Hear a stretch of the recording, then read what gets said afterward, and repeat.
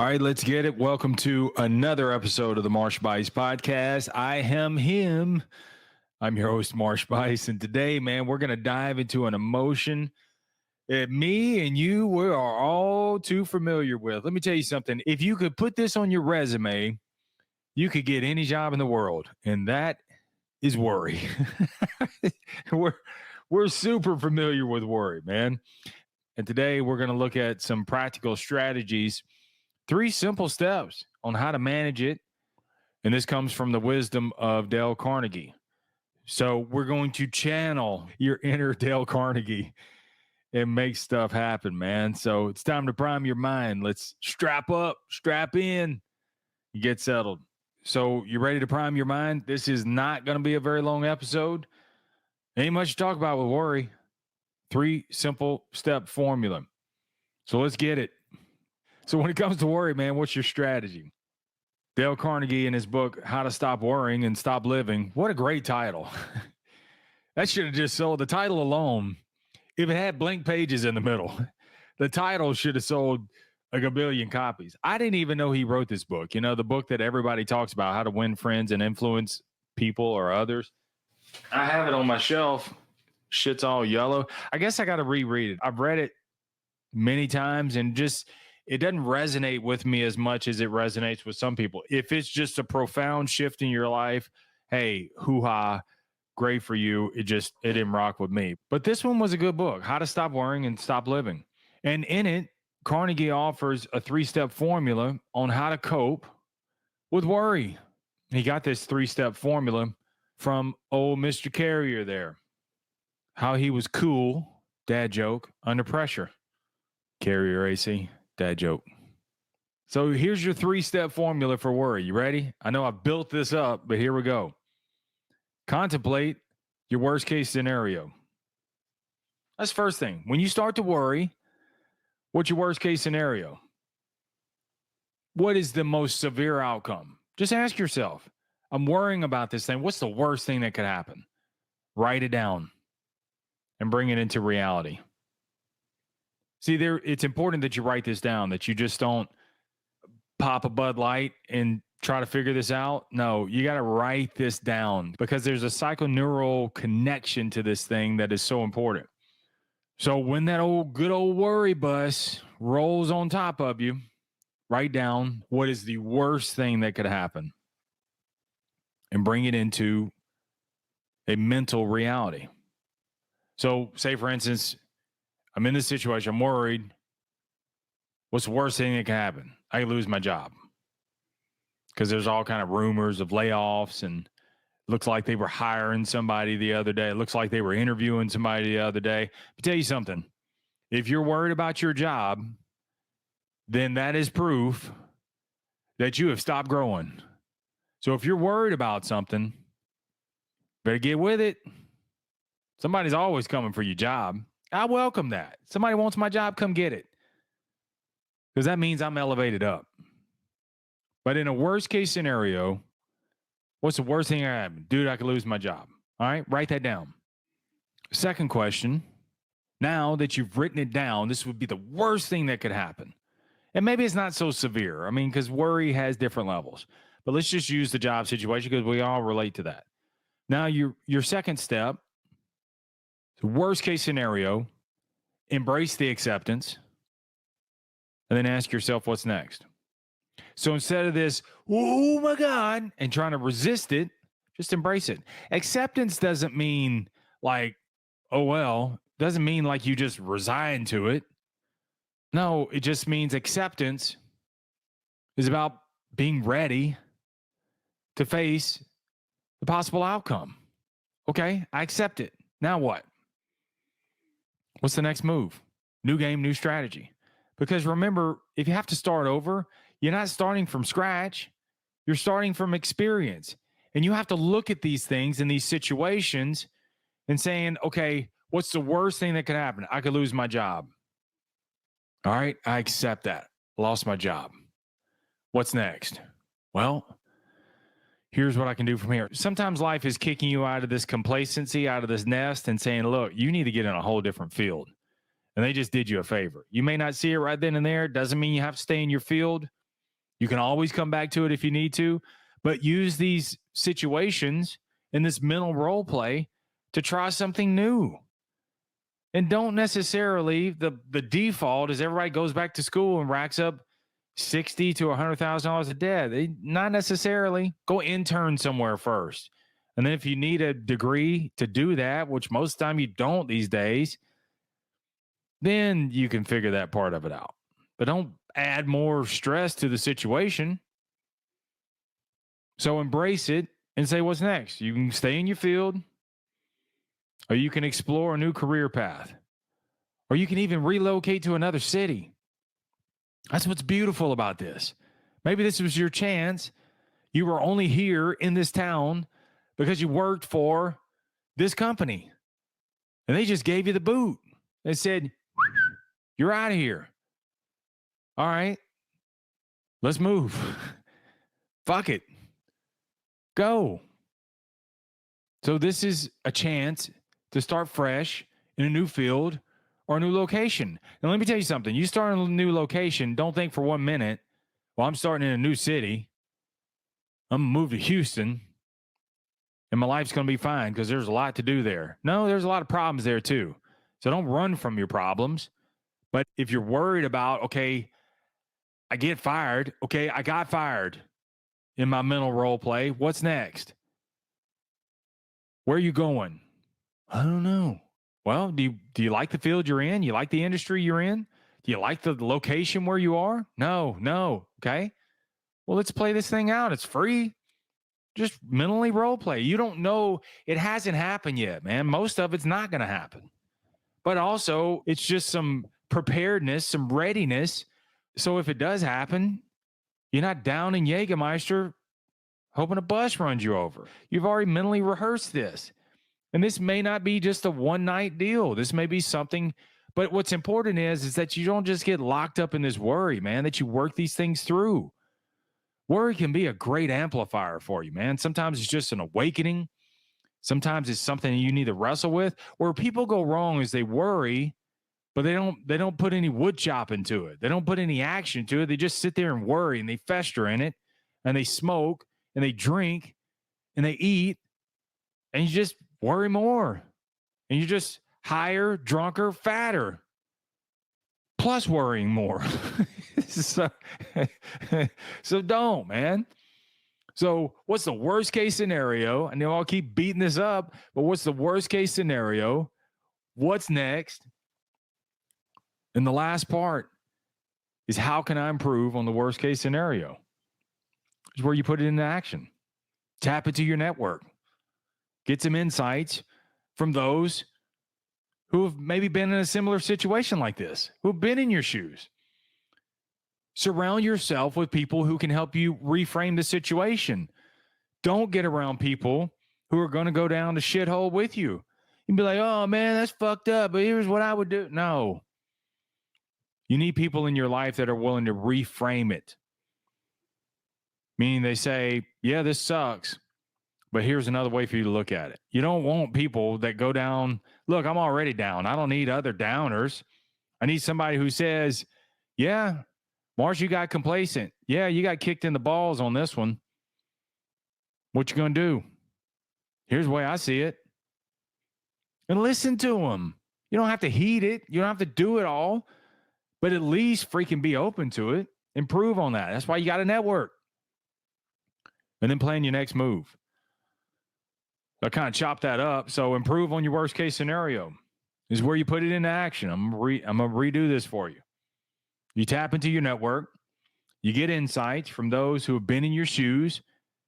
You surround yourself with people who can help you reframe your situation. And when you're alone, you reframe the situation. And then you plan your next move. And then whether this is a one-time situation or this keeps popping up, worry's always going to be a part of your life. But do something with it. Don't let that thing just lock you up and immobilize you like you got a boot on your life. No, pop that crap off, man. You just got to rechannel it. Get proactive with it.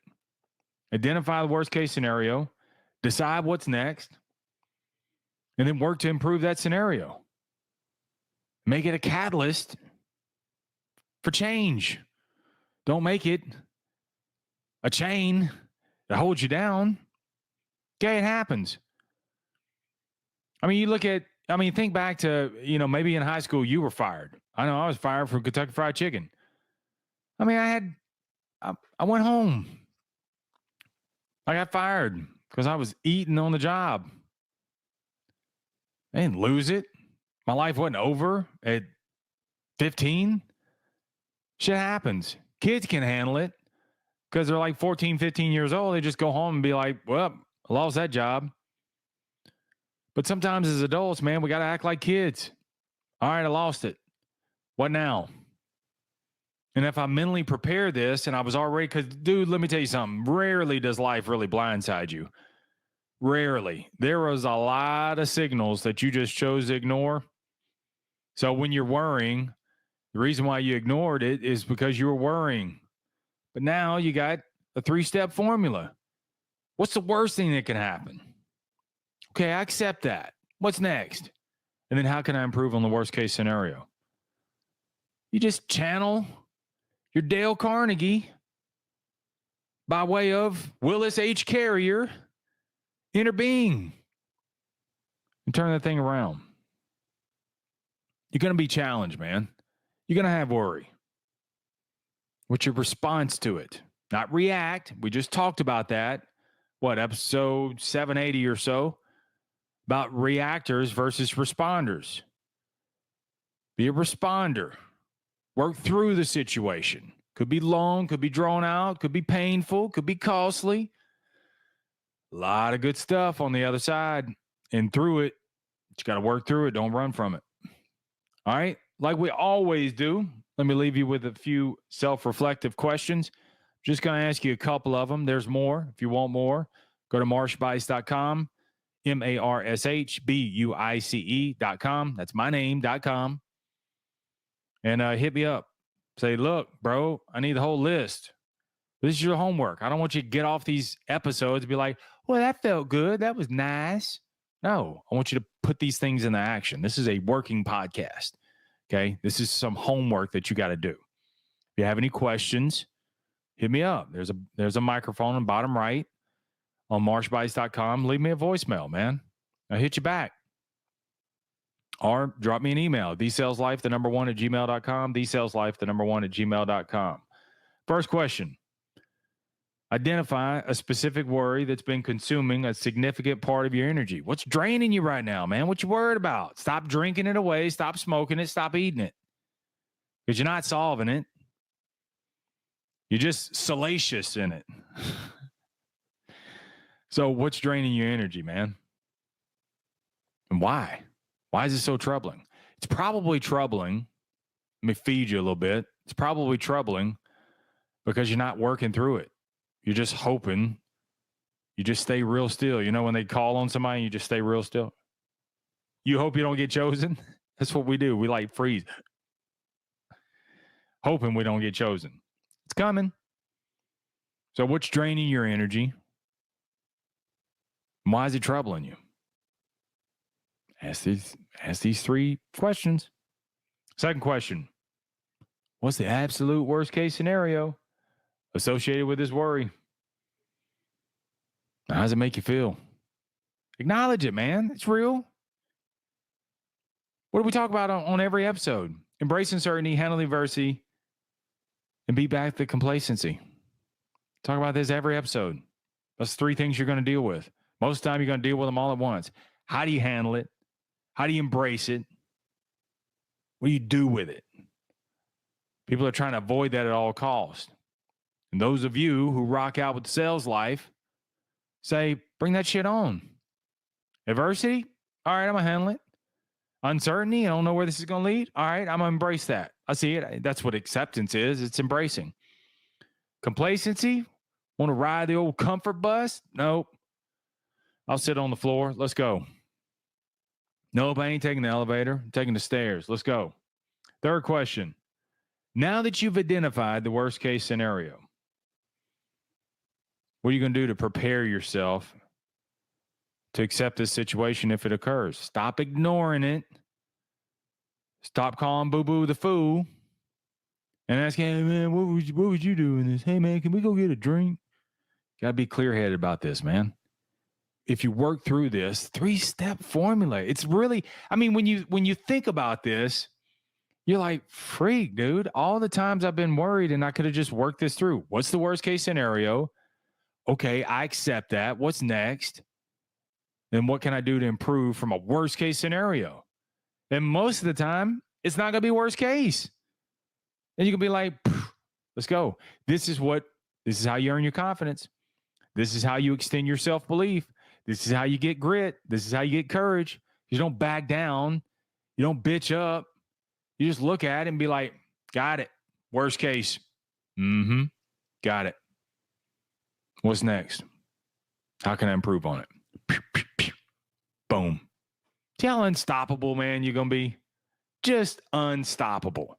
And you're unstoppable because you come back to the Marsh Buice Podcast and you rock out with the sales life and you zag while everybody else is zigging. Everybody's looking for the path of least resistance.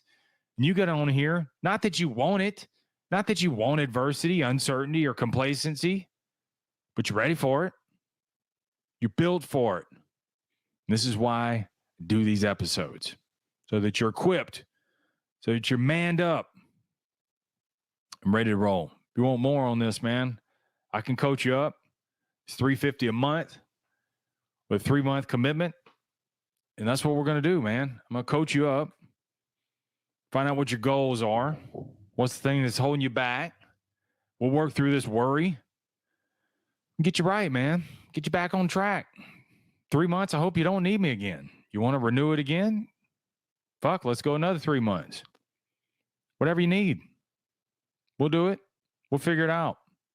Or you'll figure it out. I'm not going to do it for you, but I'll show you where to look. I've been in some similar situations, and I can give you the edge and the advantage that you need to get off this damn hamster wheel. So if you're interested in more of that, I can get you signed up. I've only got spots for 30 men, just 30. I don't have any more room for that. So after that, cut off. Till somebody falls out, we'll go through it. If you're willing to do the work, that's why I say it's a 3-month commitment, because you're not going to waste my time and I'm not going to waste yours. And yes, it's going to cost you, because that's the only way you're going to pay attention, is where the shit hurts. And if you'd rather eat it and smoke it and drink it, that $350, then enjoy your life.